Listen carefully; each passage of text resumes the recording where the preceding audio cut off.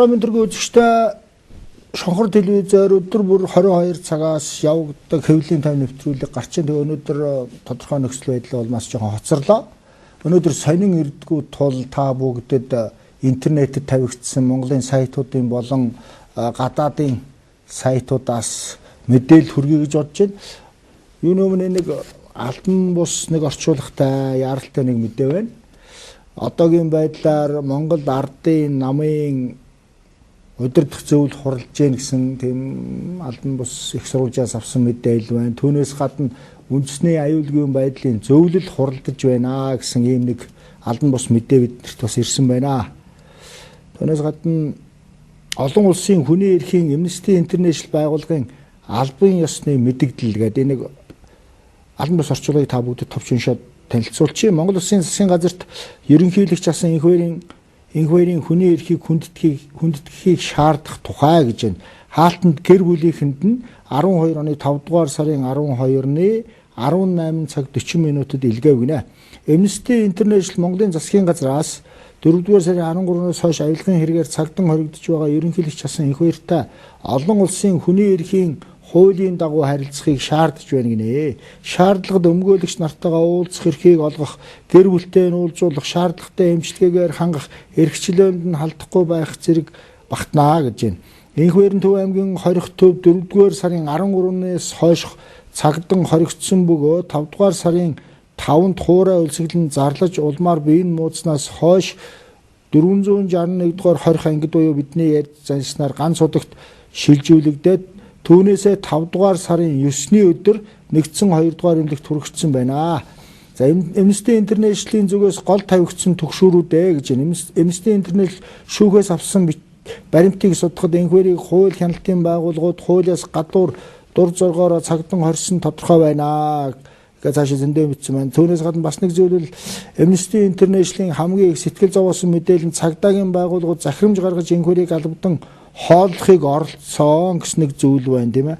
Өлсгөлн зарласан хүнийг өөрийнх нь зөвшөөрлөгүй хооллохыг зөвхөн мэрэгжлийн эмч нар тухайн хүний биеийн байдал, эмчилгээний хэрэгцээ болон сэтгцийн байдлыг харгалзан шийддэг олон улсад хүлээгдсэн журамтай гэж байна. За 3 дугаарт нь бидний ойлгосноор хууль хяналтын байгууллагууд энх баярыг сарын турш гэр бүлийнхэнтэй харилцуулаагүй энэ олон улсын хүний эрхийг маш ностойгоор зөрчсөн болноо гэж бас баахан мэдсэн байна. За түүнээс гадна Amnesty International Монголын засгийн газарт дараах шаардлагуудыг тавьж байна гэн найруулагчаа энэ албан бус орчуулагыг бас давхар харуулчаарай зүгээр. Бас нэг зүйл бол Amnesty International Монголын засгийн газарт дараах шаардлагуудыг тавьж байна гэж энх баярыг шүүхийн зүй ёсны шийдвэр гартал яаралтай суулгах, хэрэг шүүхээр энх баяр мөрдөн байцаалтаас зугтах, гэрчээ мэдүүлэг нөлөөлөх, нотлох баримтыг устгах гэх мэт саад учруулах магадлал байгаа түүний өмгөөлөгч нар нь үгүйсгэж үзсний эцсээр шүүхээр цагдан хорих шаардлагатай гэж тогтоогоогүй бол энх баярыг суллах хэрэгтэй гэсэн нэг дугаарт нэг зүйл байна. Хоёр дугаарт энх баяр цагдан хоригдож байгаа үедээ өөрийн дураар шаардлагатай үед тэрчлэн хувийн нууц хангасан олон улсад хүлээх зөвшөөрөгдсөн хэм хэмжээний дагуу гэр бүл болон өмгөөлөгч нар түүний сонгосон хүмүүстэй уулзах боломжийг олох хэрэгтэй гэж энх баярт шаардлагатай нарийн мэрэгжлийн эмчилгээ судалгааг нэн даруй эмч нарын зүй ёсны дагуу олох хэрэгтэй. Үүнд гагцхүү хувийн нууцыг хадгалсан хараат бус эмчлүүлэгчийн бус болон эмчлүүлэгчийн зөвшөөрөлтэй эмчилгээ багтнаа. Үүнээс хойш энх баярыг шилжүүлэх болгонд гэр бүлд нь шууд мэдэгдэж гэр бүлд нь энх баяртай тогтмол уулзах боломж олгож өөрийн зөвшөөрсөн ямар нэг эмчилгээ сувилгаа эхэлсэн үед мэдэгдэх ёстой гэс нэг юм албан бус орчуулагыг та бүгд уншлаа. Олон улсын хүний эрхийн Amnesty International байгууллагаас гаргасан мэдээлэл байна л да. Тэгэхээр олон улсын Amnesty International гэж байгууллагыг та бүгд мэдж байгаа бах. Хүний эрхийн төлөө тэмцдэг аливаа улс орнуудад ялангуяа дарангуйлалтай орнуудад сөрөг хүчний лидерүүдийг сөрөг хүчний хүмүүсийг нухчин дарахын эсрэг байдаг хүний эрхийг зөрчиж гэж жишээ нь Америкийн засгийн газартай бараг хамтрааж хөө Amnesty International шинэ хятад болж байгаа үйл явдалд ханддаг л да. Фудландын хэрэг гэдэг хэргийг та бүгд санаж байгаа бах. Одоогоос нэлээд хэдэн жилийн өмнө гарсан одоо хүртэл гэмт хэрэгтнийг олоогүй байгаа. Фудландын хэрэгээр 4 хүн ганц удагт 2 жил хагас үлээ 4 жил ч үлээ хоригдсон доо. Дөрүүлээ цаазын ял сонссон. Сонсохдоо 3 удаа сонссон. Эхнийх нь хэцүү байдаг. Тэгээ сүүлд нь бол тоохоо бэлчдэг юм байлээ гэж ярьдаг. Тэгж ягаад нэг нь ганц удагт нас барсан. Нөгөө гурав нь цагаадад гарсан. Нэг дунджаар нэг хүн нэг 50 сая төгрөг олгосон сураг байлаа. Тэгж гарлуу сандаг. Тэр үед бол Amnesty International дугаарчгүй шүү дээ. Дугаарчгүй. Мэдээж энхвэр гэдэг хүн бол жирийн нэг иргэн биш. Жирийн нэг иргэн биш, энийг ойлгож байгаа. Гэхдээ асуудлыг хуулийн дагуу шийдвэрлэх л ёстой бахаа гэж бодож байна. Цолмон өнөөдрийн Масимын сайт дээр гарсан нэг мэдээ байна. Цолмон буюу энхвэрийн гэргийн үндэсний аюулгүйн зөвлөлд хүсэлт гаргалаа гэж байна. Монгол ардын хувьсгалт намын дарга энхвэр хуурай өлсгөлн зарлаад нилээдгүй удлаа. Түүний эхнэр нь үндэсний аюулгүйн байдал зөвлөлд хандаж хүсэлт илгээжээ. Үүнийг бүрийнхээр нь уншигч түмэндээ хүргэж байна гэж байна. Үндэсний аюулгүй байдлын зөвлөлийн гишүүн Монгол улсын ерөнхийлөгч Цахиагийн элбэгт орж 12 оны 5 сарын 12-нд хүсэлт гаргах нь миний нөхөр намрын энхвэр хуурай өлсгөлн зарлаад 8 хонож байна. Та нарт өлсгөлн зарлах болсон 5 шаардлага өмгөөлөгчөөр дамжуулан хүргүүлсэн билээ. Та нарын зүгээс 5 шаардлагын хариу болгож өлсгөлнг албадан зогсоох шийдвэр гаргасан юм байна. Энэ шийдвэрийг би гэр бүлийнх нь хувьд дараах 5 шалтгаанаар эсэргүүцэж байна. Нэгдүгээрт олон улсын 91 оны Мальтын конвенцээр өлсгөлн зарласан хүнийг албадан хооллохыг хориглосоор байтал Монголын эмчт нарыг өвчтөндөө ийм хүндэтгэлгүй ёс суртахуунгүй хандаж байгааг эсэргүүцэж байна. Ёс суртахуунгүй хандахыг тулгаж байгаад эсэргүүцэж байна. Хуулийн байгууллагуудын зүгээс удаа дараа хүчирхийлэл хууль бус ажиллагаанд өртсөн олон хоногийн хуурай өлсгөлнд байгаа хүнд дахин хүчирхийлэл албадан хэрэглээс биеийн хүнд хямралд орж харуулт өгөх зүрхний шигдээс болох аюулын магадлал маш өндөр байгааг танд хариуцлагатай мэдэгдэж байна шүү.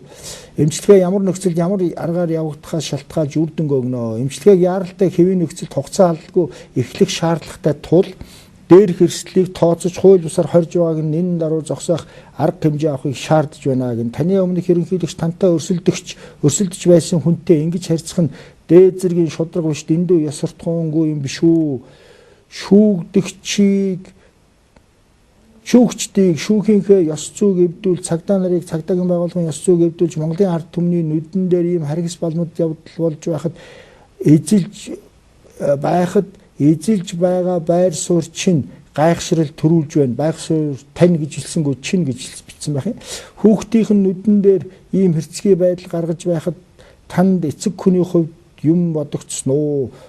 Олон монгол аавын хүү ээжийн охтыг ийм босрог ажиллагаанд татан оролцуулснаар монгол хүний эрхэмлэгдэг ёс жуддаг ёс жайгийг эвдүүлж хөсөрдүүлж байгаа юм биш үү? Ерөнхийлөгчийн сонгуульд өөртөө өрсөлдөж байсан хүний амь насанд үнэхээр санаа зовж байгаа бол хуулийн дагуу асуудлыг шийдэж хууль бус хорж байгаа зогсоож болохоор байтал яагаад дахин албадлаг гэсэн аргыг хэрэглэх гээд байгаа юм бэ? Яагаад ямар ч тохиолдолд хүчирхийллийн аргыг сонгоод байна вэ? Намрын энхвэрийн гэр бүл цолмон гэсэн байна. Түүнээс гадна мөн аюулгүй байдлын зөвлөлийн гишүүн Монгол Улсын ерөнхий сайд Батболдод мөн үндэсний аюулгүй байдлын зөвлөлийн гишүүн Улсын их хурлын дарга Дэмбэрэл Танаа гэдэг ингээд хүсэлтүүд гаргасан байна. Буруу биш. Ерөнхийлөгч хүсэлт гаргаж болно. Ерөнхийлөгч шүүхээр шийдсэний дараа уучлал үзүүлж болно. Энэ бол дараагийн процедурын асуудал. 2008 оны 7 сарын 1-ний үйл явдлын дараа албан бустойгоор 1250 албан ёсны тоогоор 852 хүнийг баривчилсан, маш олон хүн ял авсан. Нэг архины виски архи хулгайлсан хүнийг нэг компьютерийн ийм чанга архич хулгайлсан хүүхдэд ял өгөөд явсан.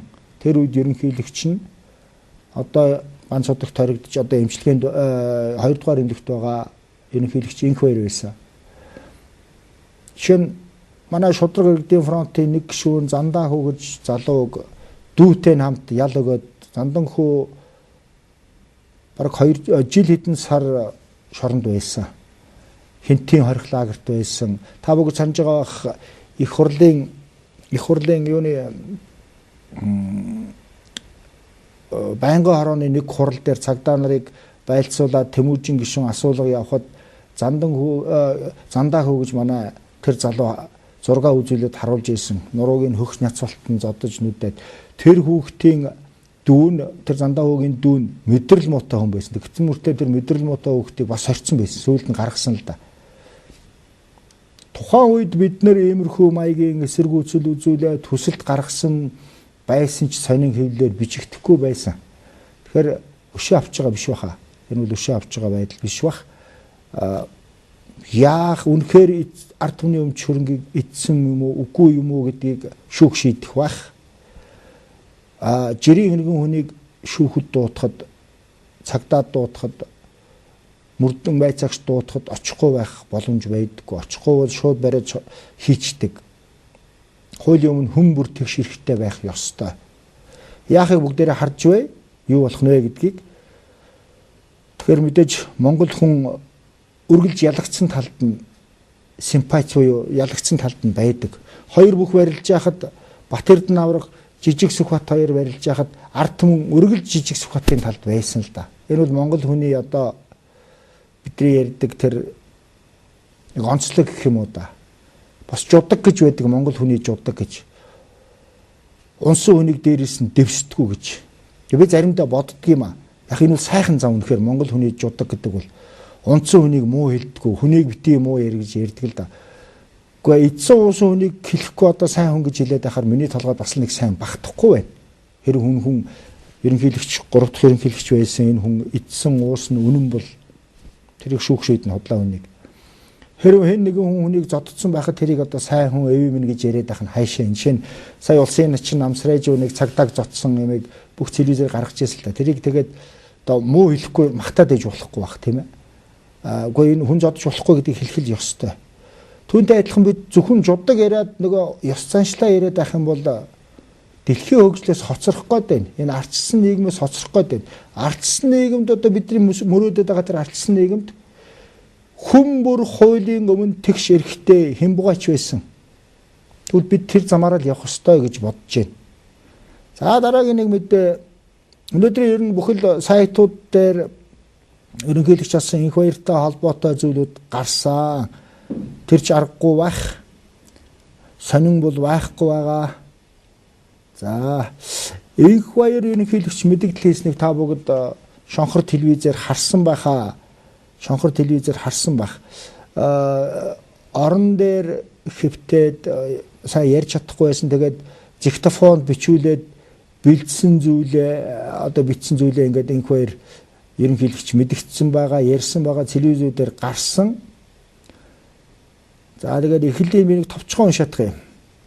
Инх баяр мэдээлэл нь Монголын нийт ард түмэнд өнөөгийн эрх баригчид хэвлэл мэдээллийнхэндээ миний зарласан хуурай өлсгөлн түүний эрүүл мэнд амь насанд үзүүлэх эрсдэл хариуцах эздийн тухайг нь мэдээж энэ мэдээллийг уншихтаа бол над чиг юм цоглог чанга дуугаар уншаагүй тун ядруу дуугаар чих хатан хүмүүс сонсохгүй шахуу тэгж уншсан байлаа. Жохон өргөдүүлэх тактик байсан уу? Үнэхээр энэ хүний бие муу байна уу гэдгийг би сайн мэдэхгүй. Ингээ би цаашаа уншия. Миний бие 12 оны 4-р сарын 13-ны өдөр үндэслэгүй хууль бус шийдвэрээр хууль зөрчсөн цагдаа хүчний байгууллагын бие бүрэлдэхүүний хүчирхийллийн арга хэмжээ өрдөнд албадуулан саатуулагдаж цагдуулан хоригдсон гэдэг. Энд нэлээ их юм байгаа. Энд дээр бол юу гэж хэлж яах гэхээр одоо миний үед бол одоогийн шиг юм авилга байгаагүй. Намайг ерөнхийлөгч байхад одоогийн шиг эх орныхоо байгалийн баялагийг лицензийг ингэж ихээр зараагүй тэр гэж ярьсан. Гэтэ би нэг зүйлийг мэдж байна. 4 ерөнхийлөгчийн үед хамгийн их лиценз хувь хүний гар дээр очсон тэр үе бол ерөнхийлөгч инх баярыг байх үед 1300 хэдэн лицензийг олгосон байдгийн. Тэгээд энэ мэдээллийнхаа төгсгөлд бол ингэж байна. Шудраг ёсны тэмцэлд хэн ямар суур баримталж байсныг шударгаар шүүх цаг ирэхэд нүүр улайхгүйгээр байхаар өнөөдөр хамтдаа тэмцэцгээе. Монгол ахын дүүсээ миний тэмцэл бол ард түмний тэмцлийг нэг хэсэг ард түмнийхээ ашиг сонирхлыг хангах нь миний тэмцлийн гол зорилго маа гэн.